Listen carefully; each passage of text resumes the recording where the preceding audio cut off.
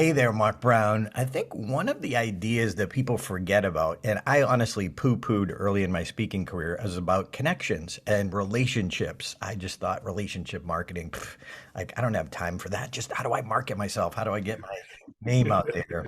And this guy that we're about to have, CSP, Tom Singer, like he is just the epitome of relationships and creating connections, and he's got some unforgettable stories.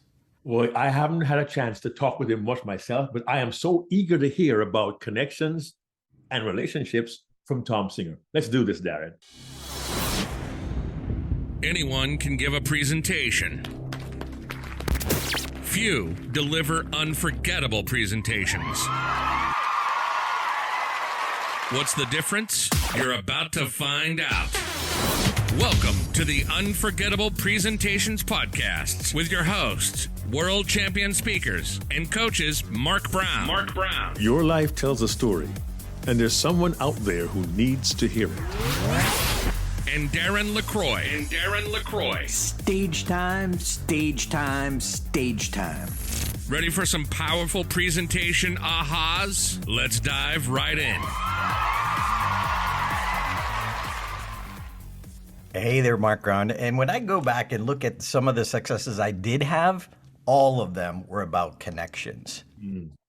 Mark? And today we're going to meet the master of connections, CSP Thom Singer. Thom, how are you, sir? Hey, Mark. Hey, Darren. Good to be here. Hey, thanks for being here. Man, you do this right, and you talk about it, and you have unforgettable stories, and I got choked up watching your TED Talk. You belong here. So many ands, right? Thom, yeah, I mean, brother, knowing a little about you, but seeing the way, not only you talk about connections, but the way you actually connect with people is really a sight to behold. And, for our listeners and viewers, it's important to understand that an unforgettable presentation isn't just the words you deliver. It's also how you connect with people. We've been talking about it for a long time. And I'm curious to know, when you got started speaking, how did you land in the area of connection? So my background was in sales and marketing, right? I worked for law firms, banks, and consulting firms in this role of sort of a hybrid marketing and business development sales role. And I worked for a couple of companies that either went out of business entirely or they closed their office in Austin, Texas. And every time it happened, and it actually sadly happened several times, it was never my fault, but every time it happened, I was offered a new job within about 2 weeks, and I barely had made an outbound call. People would call me and say, hey, you're available. We want to create a position inside our company. Would you be interested in doing that? In one case, a company that I had been kind of engaged with as like just networking partners, they offered to hire me part-time for 6 months while I looked for a job just to thank me for the work that I had done. And the truth is, who does that, right? So my friends started saying, you're the only person I know who gets laid off up, because I would get better opportunities when the company came away. So I was working for a law firm. I was working for a law firm, and the managing partner said, you're really good at being connected in the community. He said, I'd like you to create a class for the lawyers on how to network. And I literally thought, oh my God, they're going to hate this. And at the end of the 90-minute presentations, one of the partners, a guy named Ronnie, raised his hand and he goes, I have a complaint. And I remember thinking, I'd only worked there a month. I thought, oh my gosh, this is how we do it in a law firm in front of the whole office. And he goes, this was the best training I've ever been to in 15 years as a lawyer for non-legal skills, for soft skills. And he said, but it shouldn't have been one class for 90 minutes. You should be doing this quarterly for all the lawyers all over the country in our firm. And that's how it started, is I started training the lawyers on how to network, how to get involved in the community, how to collaborate. And then the lawyers started giving me to their clients to speak to their teams. And the rest led to, hey, maybe this could be a career. Wow. I thought of the old Clear commercial. They'll tell their friends, and then they'll tell their friends, and they'll tell their friends. So it started with just giving one presentation, and you thought, this could be a career. Not everyone starts in that way, but your whole career started with connections, which I find really interesting. Darren? Yeah, so many questions. And by the way, Mark and I are taking notes, so we're not being distracted. We're I'll recap towards the end. Yeah, we're going to recap it at the end. So Thom, I want to dive right in because there's so many things and I don't want to miss it. And one of the things that you do, you have this powerful story about your daughter, Kate.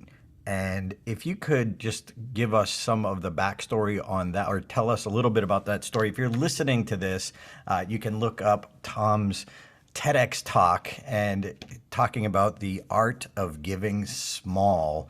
But his story, I get choked up. I was doing my research and prepare, and I get choked up and a little bit of tears. But you tell that traumatic story so well. You know, trauma can happen in somebody's life, but actually telling it in a way that serves the audience and serves your message. Tell us a little bit about what happened and then a little bit about how you crafted that unforgettable story. So my second daughter, Kate, was born with a condition where the bones in her head had fused together in the womb. And this should have actually been identified and diagnosed via sonogram, and it wasn't. When she was born, it should have been diagnosed. Your head when you're born is 5 free-floating plates. It doesn't become a solid skull until you're about 13 or 15 years old. And that helps you be born so it can be flexible. It also allows you to grow because your head will more than double, triple in size from the time you're a baby till you're an adult, and the brain grows and pushes out. But in Kate's case, it was as if someone had soldered it shut from the soft spot in the front to the soft spot in the back. So her head could never grow from side to side. It could only grow front to back. And they misdiagnosed it. They just missed it. And her head was a little bit shaped more like a watermelon than a cantaloupe. And we kept asking about this, you know, and if you have children, you know that they're always measuring their heads the first year. And the doctor kept saying, heads are funny. I remember at one point he said, go to the mall and look around. Everybody has different shaped heads. And I thought, wow, there's a fun game, you know. But when she was 4.5 months old, the doctor finally said, you know, there is this thing where the bones could fuse. But 80% of the time it happens to boys, and it's very rare. So he didn't think this is what it was, but we were concerned, and he said, let's do a CAT scan and find out. And sure enough, the CAT scan came back positive for this thing called sagittal synostosis. And it was right down the center of her head. It looked on the CAT scan exactly like someone had soldered it shut. And so her head, she was going to have an elephant man-like deformity because her head would more than double in size over the next, decade, but it never could grow side to side. And they gave us 2 choices. And she was almost 6 months old at this point. And they said, you can do nothing and raise a kid with a socially limiting handicap, maybe some brain damage from the pressure that's created inside the skull because it can't expand. The nickname they said on the playground would be hatchet head because her head from the side would look like a hatchet. And it's hard enough to be a kid. You don't want your nickname to be Hatchet Head. But the other choice they gave us was by the time she was 6 months old, and this was only a few weeks out, by the time she was 6 months old, they could remove the entire cap of her skull, allowing the brain to grow. And they said that if we do it before 6 months old, the bones probably should grow back together normally. Now, what part of that isn't really reassuring? The keyword probably. Yeah, probably really didn't do it for us. But my wife and I had a lot of conversations about both options. And we realized that when Kate was 20 years old, even though there were risks with the surgery and there was about a 10% chance of something pretty serious to catastrophic, if we had not taken that risk, which was, a big risk, but it wasn't, 90% risk. It was a small chance something could go wrong. What would 20-year-old Kate say to us at that point if she had been teased throughout her whole life, if she had this deformity? Ouch. And so we opted that we had to do the surgery. And we started interviewing doctors. The city we live in didn't have, at the time, we do now, a state-of-the-art children's hospital with the best doctors in the world. So, my wife would get on airplanes every couple of days and take Kate to see another doctor. And then one night at about 2 a.m, the phone rang. And I answered it, and it was somebody in my network, and not necessarily a 2 a.m. kind of phone call person. And they identified themselves, and I was like, "Yeah." And they said, "I just got off the phone with my first cousin," and I'm like, "And?" Yeah. And it turns out their first cousin was one of the top 3 or 4 pediatric neurosurgeons in the world, and you couldn't get in to see him for months. And because we were diagnosed so late, we had tried to reach this doctor, and it was never an option. And he said, "No, he wants to talk to you tomorrow." And so, to shorten a very long story, a couple days later, my wife flew to San Diego, spent the day with this doctor and his partner, who was a pediatric plastic surgeon. She called me and said, get Jackie, our older daughter, and get out to San Diego. he's the first doctor to show any urgency. They want to do the surgery on Friday. And it was a new type of surgery. The doctor was pioneering a way to be less invasive in the surgery, that instead of opening up the whole scalp, they would go in through little cuts and take the bones out. So there'd be less swelling, less time in the hospital. But they'd only done the new surgery 13 times. So it was a little bit nerve-wracking, but we decided it was the right place to be. Through that connection, we got in to see, one of the best people in the world pioneering this surgery. And that Friday afternoon, we handed Kate over to the doctors, and they called my cell phone 3 hours later, and they said the words that we'll never forget. And that was, Kate is going to be fabulous. Ooh. And today, Kate is 20 years old. She was a straight A student in high school. She's a junior at Dartmouth College, and she is, she's an ecology major. She's looking to make changes to save the planet and the world. She had a very normal life. Her head looked more like a cantaloupe than a watermelon. The bones did grow back over that first year. And, so it was a remarkable thing. But that story, in my TED Talk, I talk about how we created a giving plan that we tied to my speaking business to be able to give to charity for research for kids born with craniofacial abnormalities. In my keynote that I do for corporations, I tell that story as an example that the reason we connect with people and that we build human connections and that we network, for lack of a better term, isn't just so you're going to get the next sale. It's because all opportunities in life and all solutions to problems really can come from people. And so you want to be connected with the right people. And that story was something that, at first I didn't tell it because I thought, well, this is Kate's life. It's not my place to tell that story. But as I started to tell it, as Kate got older, we realized as a family that that was a story that had to be told. And a little sideline, more than once, we've received calls from people who had seen me speak 5 years earlier, who had tracked us down, who had a baby born with a similar condition. Wow. And wanting to know how to find the right doctors, whether it was our doctor or somebody else. And, so I'm a big believer that if you put things out into the universe, you're going to be able to help and serve other people. And so, the story it's been a great story to talk about why people matter and your relationships matter, but it's also, I believe, helped some people. And real quick, you didn't point out that Kate at 15 did her TEDx talk as well, right? Kate she's a big personality. Kate is awesome. Kate did a TED Talk at 15 years old called Go Your Own Way. Because as a teenager, Kate didn't listen to us or her teachers. She figured out her own plans of what she wants to do in the world, and decided that was a message worth sharing at a TEDx youth conference. Wow. And so when you first started crafting that story, I know we just kind of put you on the spot. You weren't on stage telling it the way you tell it, but when you first started crafting it, did you make any mistakes along the way, or what were your thoughts when you were putting it together? What do I say? What don't I say? Because I'm sure there's so much more to the story that you didn't tell. Yeah. I mean, the first time I ever told the story on stage, I didn't intend to tell it. So I was speaking for a company that a friend of mine owned.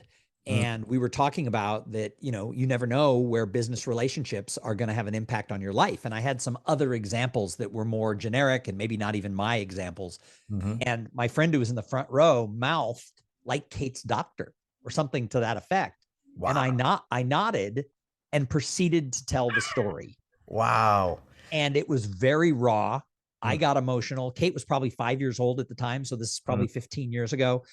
I hadn't told the story very publicly like that. And I got teared up. The audience got teared up. And as I told the story, nobody really knew where it was going. It just got heavier and heavier, and handing the doctors, this baby at 6 months old, that there could be, a problem. And I realized early on that when I tell the story, I now tell it as I start, I stop and I kind of break character. I look at the audience and say, before I tell you the story, I want you to know today, Kate is fabulous.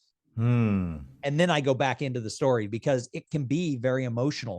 I told it one time early on before I learned to prep it. And a woman in the front row who was an executive at the company I was speaking to started crying and left the room. Oh, wow. And she came up to me later and I said, I am so sorry. And she said, no, she goes, I had a miscarriage last year and I haven't dealt with it very well. She goes, and you just touched a nerve. She goes, but that was good for me. But I realized that I can't drop that level of a bomb without some sort of great previous stuff. So that's one of the things. And part of it also was when you tell a story on stage, you don't have to put every piece of it in. There's so many parts of what we went through in that time and what Kate went through, and you just had to streamline that story. And one of the things that I loved too is when you gave the TEDx talk, you actually you also talked about how she had to wear a special helmet when she was an infant after the surgery in order to help form her head the proper way. I remember that's one of the reasons when I started getting choked up. And then later you show a picture of her in her teens, late teens, and the audience actually cheers, which is amazing. Like how cool is that? You show an image and they're like, oh. And I do that in my standard keynote where I'm just talking about the connection to the doctor through my network. When I get to the point where I say they called and said, today, Kate is going to be fabulous. I again break. I looked at the audience, I smile, and I go, and Kate is fabulous. And I start listing all of her accomplishments, that she's in the Ivy League, this and that, and pictures of her come up on my PowerPoint. And oftentimes the audience will have that same reaction because, it's emotion, but that's what being a speaker is, right? If we touch the emotion of the audience, then we can take them to take action. We can get them to remember. And that's the thing about stories is, ancient man didn't pass out spreadsheets or pie charts. Ancient man told stories that were relatable. And when our emotions, they've done studies of the brain, we react to story more than we do stats and figures, and pie charts. And so by having the emotional piece of that really be something that resonates with people, it not only makes the message drive in harder, but it also makes you as a speaker, memorable, because that's how people have found me who've had issues years later is they'll call the company who had brought me in and they'll say, who was the speaker 3 years ago who had the daughter with the head thing? They don't remember my name. I was getting on an airplane once and I'm putting my baggage in the overhead bin. And a person said to me, are you a professional speaker? And I said, yeah. And he turns to his wife and goes, this is the guy I always talk about. Wow. And his wife said he's had a successful career in sales because he's all about relationships. And then his wife said, how's Kate doing today? She wasn't in the audience, but she knew the story of Kate because her husband had shared it so many times. Now, real quickly, I'm going to cut Darren off because I always tell our clients that you never know the impact of your story on someone in your audience. And sometimes it's a second step. In this particular case, you mentioned the power of the picture of your daughter with the head apparatus. You know what came to my mind? It's going to sound kind of weird, but what came to my mind was a picture of a kid with a club foot having an apparatus on his ankle when he was very, very young. A kid named Darren LaCroix. And you showed that picture, Darren, of your story. And I connected what Thom just said to my memory of you and your story. And the point to our viewers and listeners is this: you never know, not only the first person impact, but the second person impact of your story, much like a man on a plane whose wife asked about your daughter by name, even though she has never met you. Friends, your stories can be so powerful. And as Thom says, they'll make you memorable.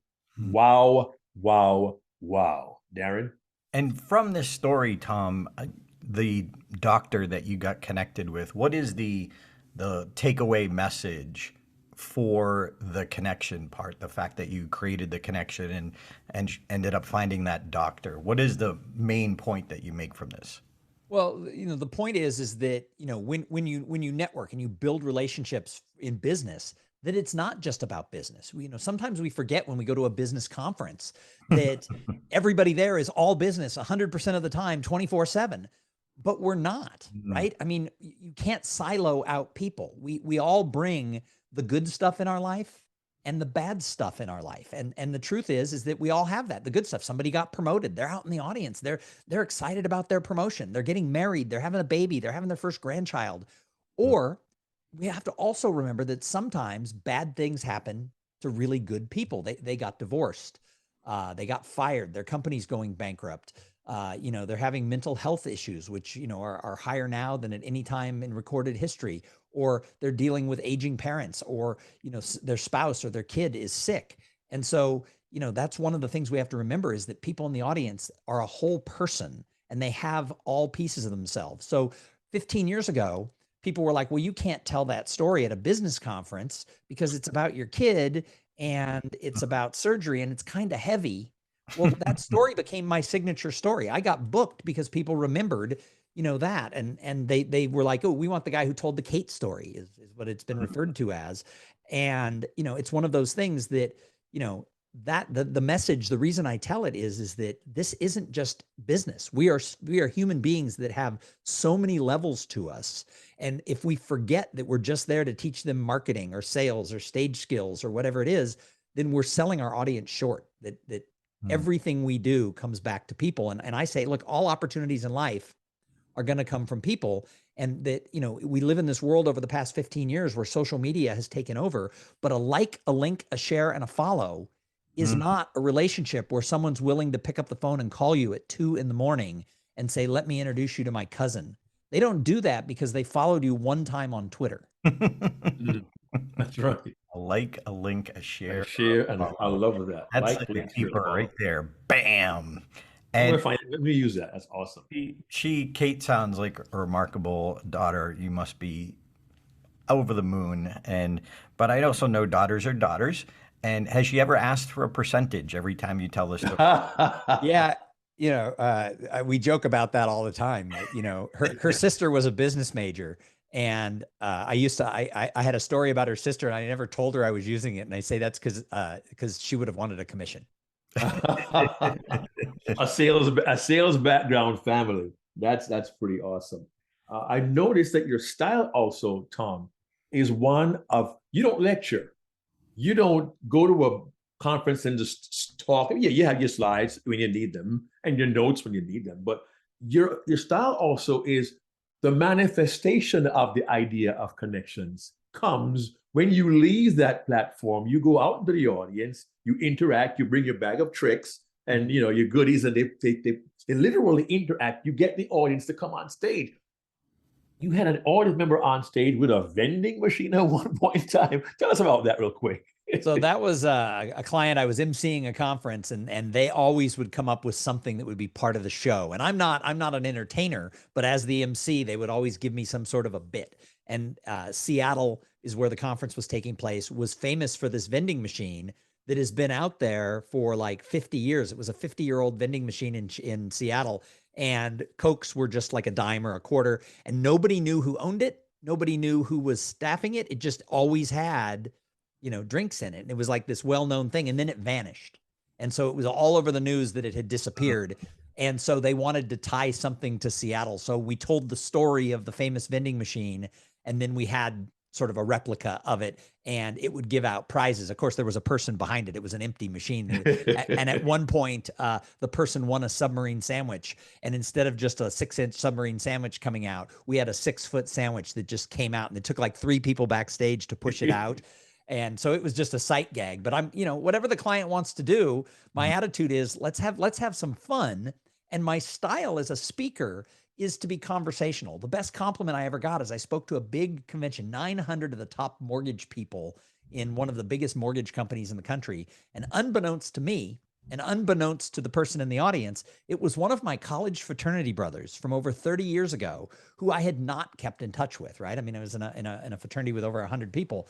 I hadn't kept in touch with everybody. And he didn't know I was going to be the keynote speaker, and I didn't know he was going to be there. So when they introduced the keynote, he thought, oh, I went to college with a guy with that name. And he looks up and it's me. And so he starts texting all of our mutual friends like, oh my God, you're not going to believe who the keynote speaker at my company meeting is. And afterwards he came up and reintroduced himself to me. Of course, I did remember him. And he showed me his phone, and there was this group chat with like 7 people just totally making fun of me. They're like, oh, is he like Tony Robbins? What is he, oh my God, well, who does he think he is? Blah, blah, blah. And they're being fun like fraternity brothers might do even 30 years later. But one of the people said, is he any good? To which Gary replied, he's very good.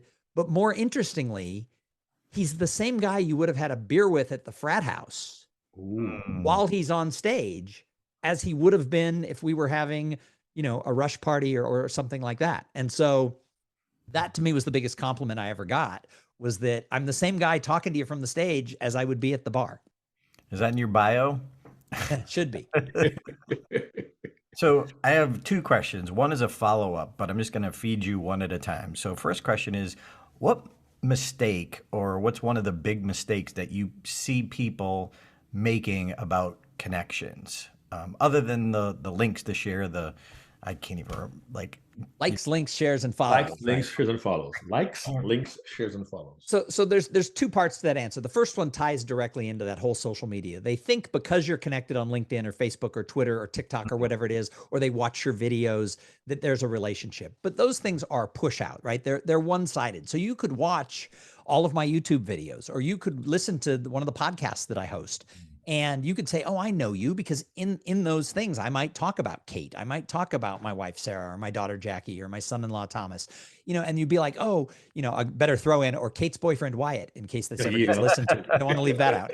But I may talk about my family. So you get the gist of, I have these two daughters, I have this son-in-law, actually son-in-law to be. COVID actually postponed their wedding, but I've just started calling him my son-in-law because they were supposed to be married 2 years ago. It's coming up real soon. But and Kate has this great young man that she's with, and my wife and I like being empty nesters, but we miss the kids.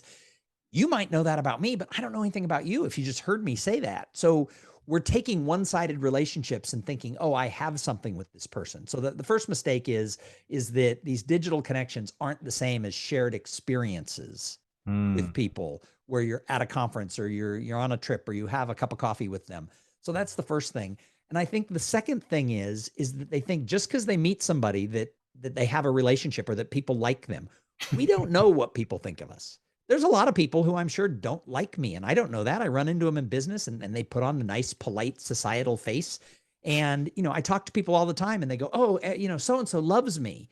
And then that other person's like, God, I can't stand her. And, I think that self-awareness to the fact that just because you know somebody doesn't mean that they like you, they trust you, or they respect you. And that's okay. Don't tell our moms, but not everybody's going to like us. And that's okay. You don't have to be friends with everybody. You just have to have those few uncommon connections. And by the definition of an uncommon connection, you can't have 500 of them or 5,000 of them. It really can only be 10 to 20 people who know who you are and what you do. They like you, they respect you, they give you leads, they want to help you. And then vice versa, you do the same for them. That's the other thing. A lot of people go out to network because they want something. And when you say, well, how are you serving other people? They're like, I'm too busy. I have to grow my business.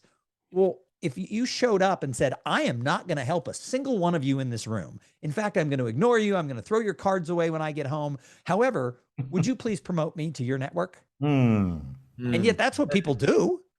You're pretty freaking smart. I just got to say.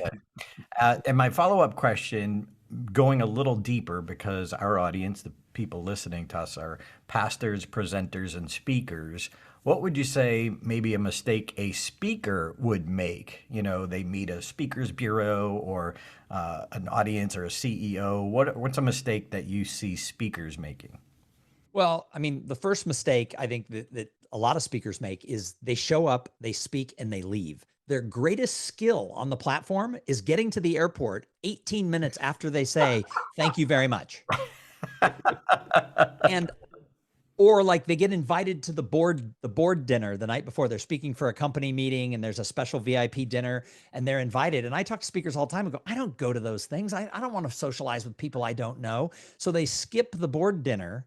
And I always go. And it's so funny because the meeting planner and the CEO of the company or the president of the association will say, we're so glad that you were here.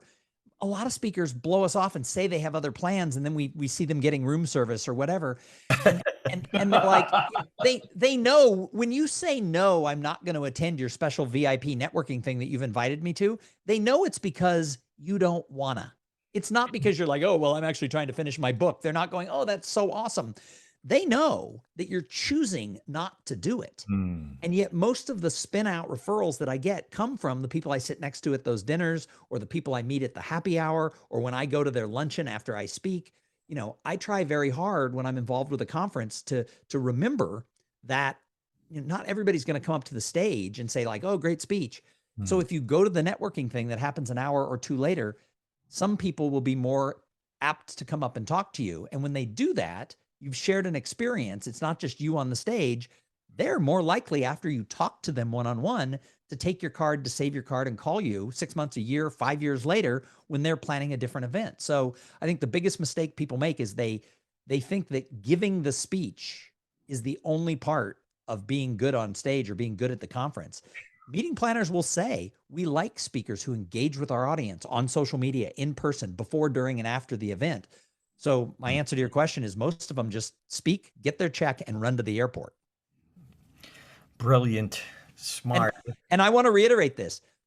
Meeting planners will say very often, we hate it when speakers leave, but they realize that they don't have any control over it. So they just let it be. But behind the scenes, they like it if you stay with their people, at least for a little while, even if just the next break after your speech. Yeah, I'm guilty of that too, Mark. I don't know if you heard this story, but I just spoke at the Rio to fleet pros, guys, mostly guys, 95% male, who they are work and they're in the accounting area. They buy fleets of vehicles for communities and, you know, the police cars and blah, blah, blah, et cetera. And I was up on stage and I was feeling like I was dying because they didn't emote. And so I'm beating myself up and I'm just like giving. And then the president comes over after and he's like, you know, would you come to the networking dinner just like you said? And I didn't wanna, just like you said. And then I was like, sure. And then he goes up on stage and tells everybody, I'm like, now I have to. And then like you said, exactly, I just want to reinforce with an example that just happened. I go to the networking meeting and they're coming up saying this was the best opening we've had, and they just go on. And one guy said, I want to get you in front of some other audiences that I know. And he was a vendor. He said, every vendor should have. I'm like, were you guys not in that same room? But that was just me wanting the love and wanting the emotion. So I'm so glad I got guilted into going up there. And it was just a positive experience and exactly what you said, Thom. Yeah. I want to go back a little bit, Thom. I'm going to rewind. Okay, rewind. Old school. I know. I'm sorry, Darren. I didn't have any bad puns today yet. Regarding your style, I really want to kind of hammer this home. Witnessing what you do on stage, your actions are congruent with your message. Your message is about connections. You're engaging, you're interactive, and you choose to go into the audience. You choose to bring people on stage. You choose to have people physically communicate with each other. So the congruency of your message just heightens the impact.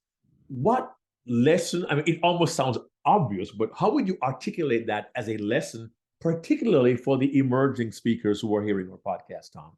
So if you're an emerging speaker and you're listening to this and you're thinking, I want to do this business, I want to find my way out, don't fall into the trap that so many of us, myself included, fall into when they start in the business. And that's, they think when they take the stage, they have to prove something. So they're one person backstage and they're with their family and their friends. And when they get on stage, they become speaker man or speaker woman. And they have to put on this air because they want to prove that they're so smart. My answer is just be yourself. You know what? Be vulnerable, make mistakes, tell a story. Sometimes I go off on tangents on a story and sometimes they don't work. Sometimes they do, but they're legit. I'm not worried about, trying to put on airs. And I was early on, I wanted to look like the smartest guy in the room.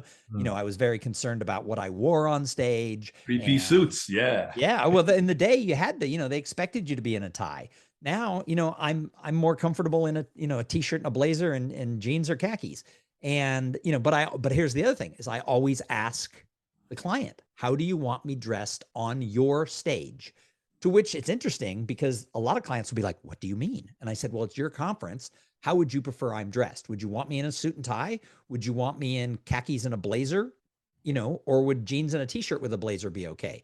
And, so often they're like, oh my gosh, thank you so much for asking. Our CEO would love it if you would wear a suit and tie because he's a suit and tie kind of person, but he gets mad when speakers show up in a jeans and t-shirts, but that's the world we live in. So we don't say anything about it. I ask them, it's their stage. Now I'm comfortable in a suit and I'm comfortable in jeans, a t-shirt and a blazer. So either way is fine for me, but it's their stage. So, I think that thing is you don't have to prove anything to anybody, but you also have to remember that, you've been hired to do a job and that meeting planner and that organization have some expectations. So ask them. Well, I'm thankful, Tom, that you brought that up, because I know very often we think of unforgettable presentations purely as our content. What you've done today is kind of point us in a direction of who we are as a person for the client. And I will confess, I have asked the same questions, and I asked the same question in my pre-conference call with every client: what's appropriate dress? Even for a virtual keynote, I'll ask that question. And I encountered once at an association, well, some people are going to come in suits, others come in jeans and t-shirts, and we got some people who are off the farm, and they've probably been overalls. And I asked, so what's appropriate? Well, whatever you want. When you have a wide range of clothing options, Tom, and you're given the choice to make your own decision, how would you advise someone for the first time who hears that? What would you recommend that they do to be more unforgettable on the platform in terms of how they dress? So I think the general answer is find out how the audience is going to be dressed and take a half step up. So if they're all going to be in jeans and a t-shirt and a blazer, then maybe you're in khakis and a button down and a blazer. If that's their dress, maybe you're in, a suit, no tie. If they're, there, maybe you're in a suit and tie. So like a half step above the audience. Now, if the audience is going to be all over the map, I would go for the high middle ground on that. So, I think asking that question is important.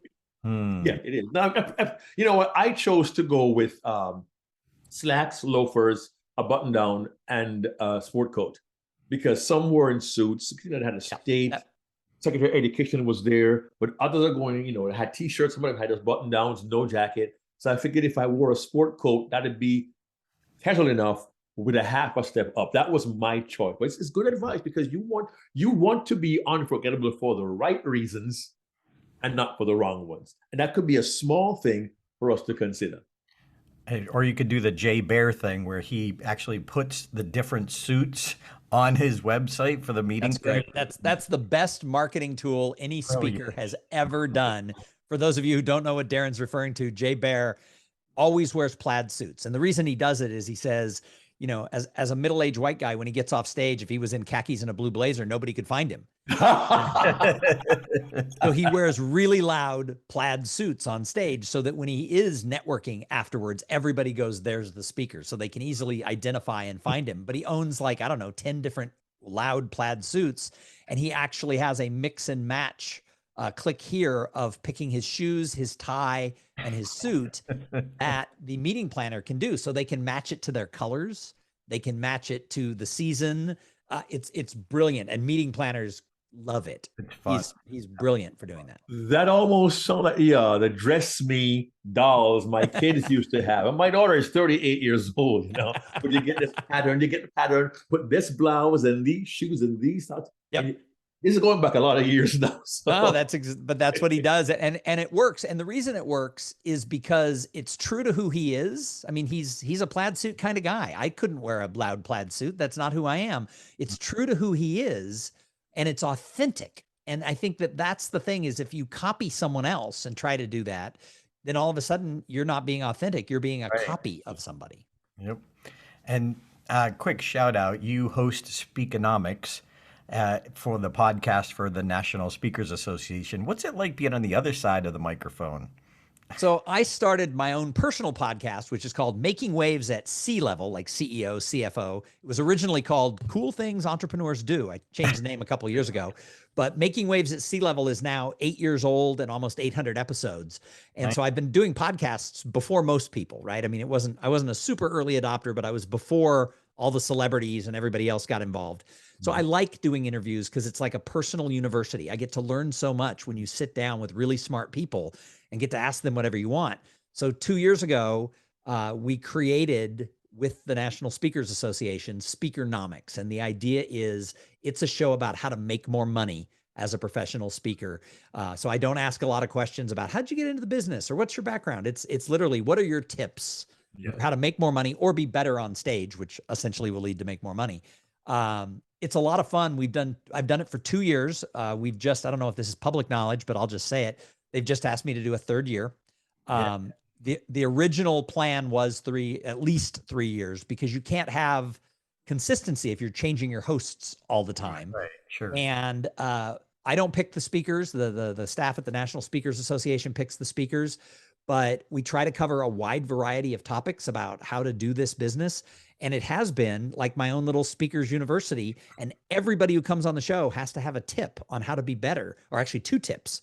And so I've probably now heard, 350 tips on how to be a better speaker and make more money. So I should actually be doing better. Now, yeah, that's great. But haven't you also done something similar in Clubhouse as well? I mean, I've heard you and Lois Creamer in Clubhouse.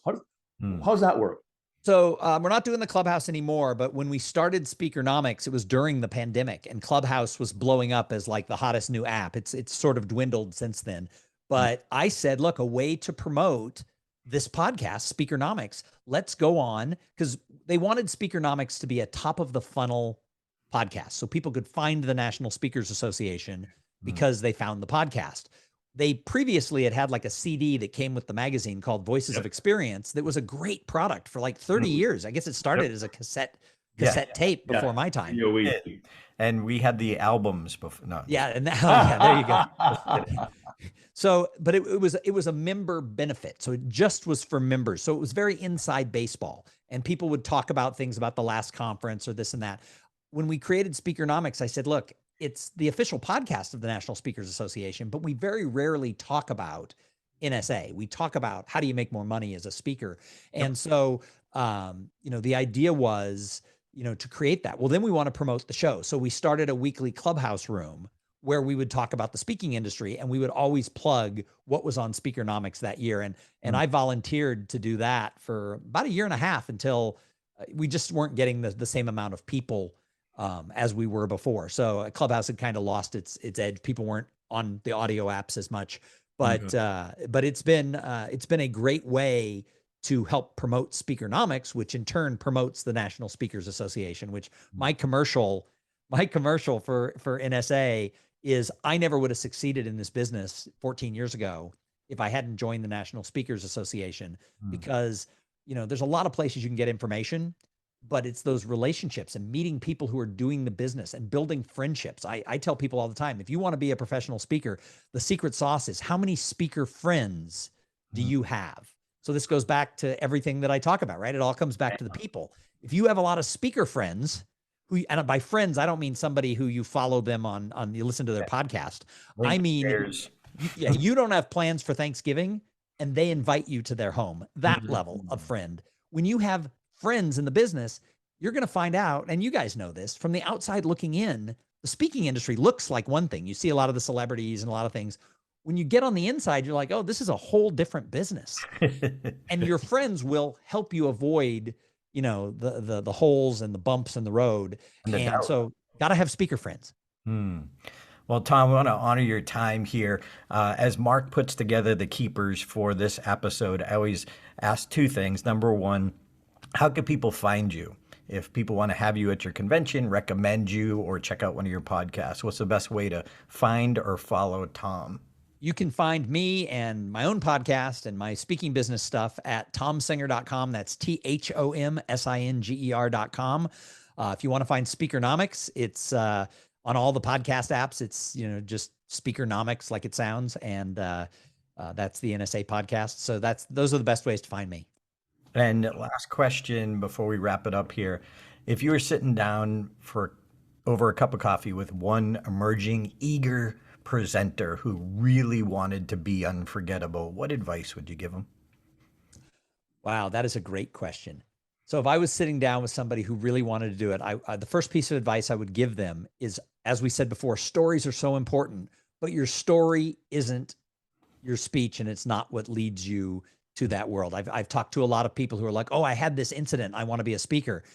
How does that incident relate to the topic that you're passionate about and that can change lives? So you have to have stories, but the speech can't be built around the stories. The speech has to be built around the advice that's going to impact the lives of people and give them takeaway actions that they can put into, play right away that will impact their life, whether it's business or personal or whatever it is that you speak about.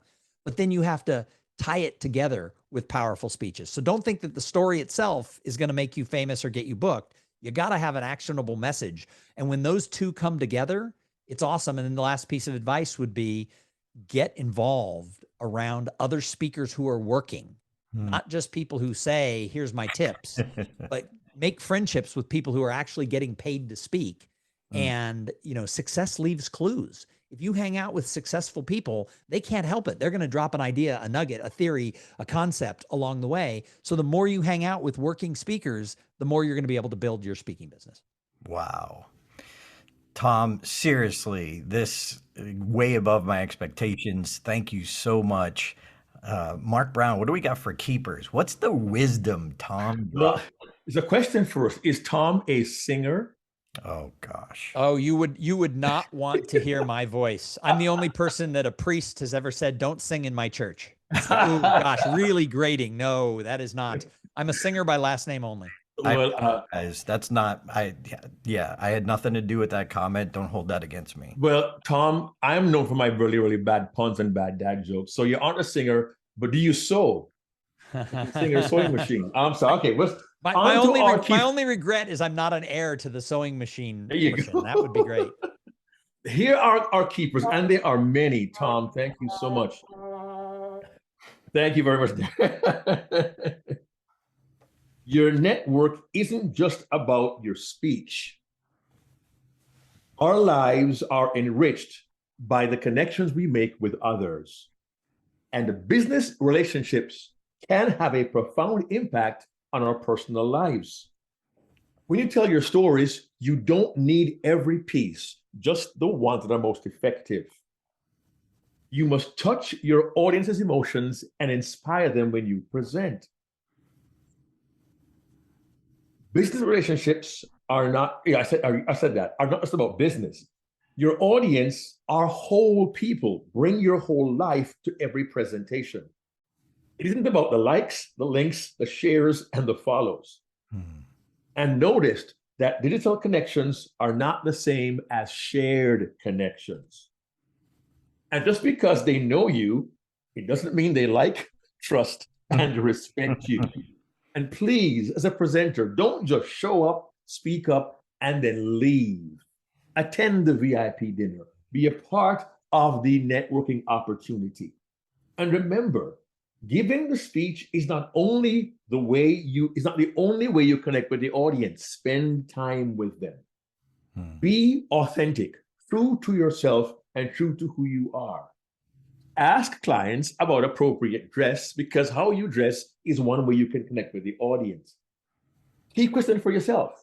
How many speaker friends do you have? Remember, your story isn't just speech. It must be built around immediately actionable advice. And get around others who are being paid to speak. Build those kinds of relationships. Establish these connections, and you will be unforgettable. Darren may have more. I just have like one of my favorite lines, and Mark is the wordsmith. I'm a work in progress, learning big words. Usually when Mark speaks, I have to have my dictionary handy, but I love this term. This was brilliant and beautiful. Your polite societal face. I love that. Your polite societal face. And you also said, this was educational. I learned that an infant's head doubles in size until they become a speaker. They get their first standing ovation, and it doubles in size. And it doubles in size again. He's going to use that. He will use that. Yes, I will. Yes, I will. But seriously, Thom, you changed the way I looked today on this podcast when we're recording it, on how the client cocktail party is critical to building relations. Like, you changed that. I poo-poo it. I don't want to because I'm an introvert. You convinced me it's about the connection. Thom Singer, thanks for joining us. Mark Brown, take us home. Thom, I want to tell you on Darren's last point, there are times I've gone to those events. I was dog tired, long 2 flights, but I realized that shows the client that you want to build that connection. That'll make you unforgettable. And friends, it has been our joy to host Thom Singer today. We hope you take at least 2 or 3 of these nuggets and begin to apply them today, because to be unforgettable, you're going to deliver immediately actionable content. And Thom, you did just that. Have a good time. We'll see you next week. Be Unforgettable. And it's Thom with an H. Hey there, this is Darren LaCroix. Thanks for checking out this podcast episode on YouTube. If you want all of them, not every one is on YouTube, check out your favorite podcast platform so you don't miss an episode. Keep being a sponge so you can be unforgettable. Check out StagetimeUniversity.com, where good presenters become unforgettable.